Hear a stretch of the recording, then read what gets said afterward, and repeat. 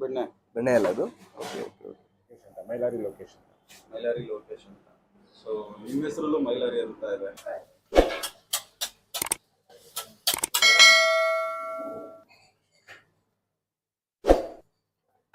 Super ಆಗಿದೆ ಅವತ್ತು, ಚೆನ್ನಾಗಿದೆ, ಒಳ್ಳೆ ಟೇಸ್ಟ್ ಇದೆ.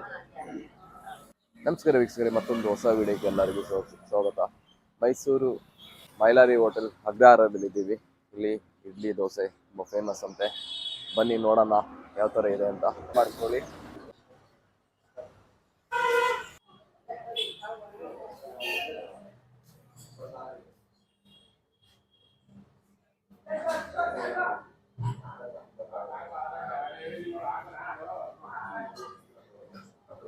ಸೌದೆ ಒಲೆಲ್ಲ ದೋಸೆ.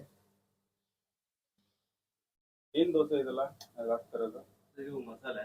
ಓಕೆ, ಬರೀ ಮಸಾಲೆ ದೋಸೆ. ಮಸಾಲೆ ಪ್ಲೇನ್ ಬೇಕು ಅಂದ್ರೆ ಸಾಗು ಸಪ್ರೇಟ್. ಹೌದಾ?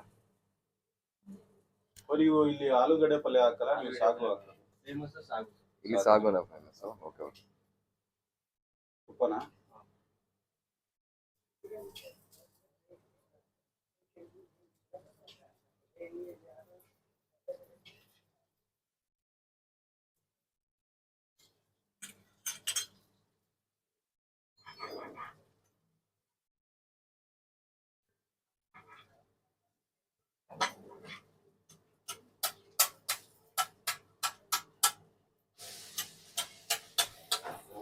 ರೋಸ್ಟ್ ಆಗ್ತಾ ಇದೆ ದೋಸೆ.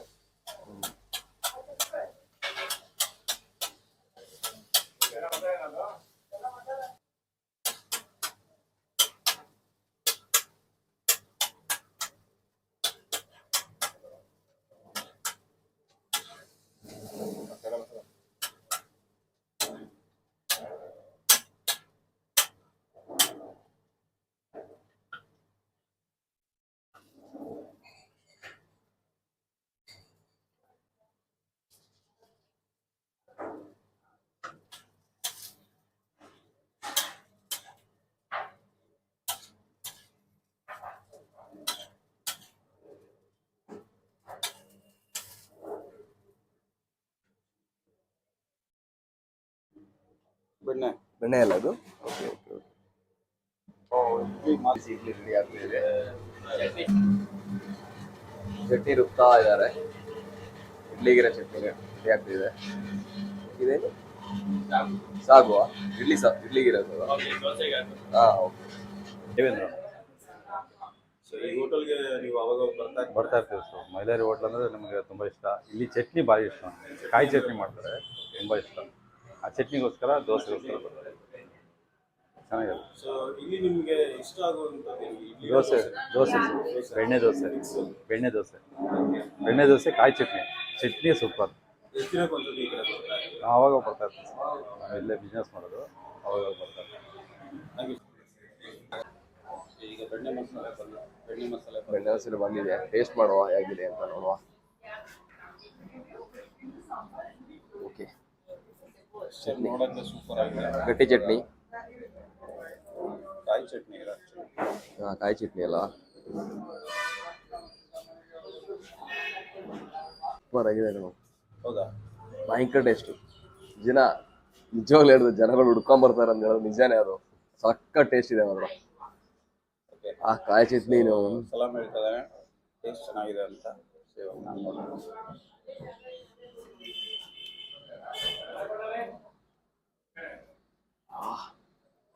ಕ್ಲಾಸ್ ಆಗಿದೆ. ಅದಕ್ಕೆ ಅನ್ಸುತ್ತೆ ಜನ ಹುಡ್ಕೊಂಬರ್ತಾರೆ ಇದಕ್ಕೆ ಅನಿಸ್ತದೆ. ಯಾಕಂದ್ರೆ ಅಷ್ಟು ಟೇಸ್ಟ್ ಇದೆ, ಅಷ್ಟು ಸ್ಮೂತ್ ಇದೆ ಗೊತ್ತಾ ದೋಸೆ. ಸಕ್ಕ ಸ್ಮೂತ್ ಇದೆ. ಎಸ್ಪೆಷಲಿ ಸಾಗು ಇದೆಲ್ಲ, ಸಾಗು ಮತ್ತೆ ಈ ಕಾಯಿ ಚಟ್ನಿ ಒಳ್ಳೆ ಕಾಂಬಿನೇಷನ್ ಇದೆ. ಮತ್ತೆ ಟೇಸ್ಟ್ ಅದ್ರ ಸಕ್ಕ ಟೇಸ್ಟ್ ಕೊಡ್ತಾರೆ. ಅದಕ್ಕಿಂತ ಸುಮಾರು ಕಡೆಯಿಂದ ಜನಗಳು ಹುಡ್ಕೊಂಬರ್ತಾರೆ ಇದಕ್ಕೇನೆ. ಅಷ್ಟು ವರ್ಷದಿಂದ ಫೇಮಸ್ ಆಗಿದೆ ಅಂತ ಹೇಳಿದ್ರೆ ದೋಸೆ. ಈಗ ನೋಡಿದೆ ತುಂಬಾ ಜನ ಬೆಂಗಳೂರಿಂದ ಬಂದಿರೋರು ಬೆಳಿಗ್ಗೆ ಆಗಿದೆ. ನಮ್ಮ ಮುಂದೆ ಟೇಬಲ್ ಫಾರಿನರ್ಸ್ ಇದ್ದಾರೆ ನೋಡು, ಫಾರಿನರ್ಸ್ ಇದ್ದಾರೆ, ಅವರು ಬಂದು ಟೇಸ್ಟ್ ಮಾಡ್ತಿದ್ದಾರೆ. ಸಕ್ಕತ್ತಾಗಿದೆ ದೋಸೆ, ಸೂಪರ್ ಆಗಿದೆ ಅವತ್ತು.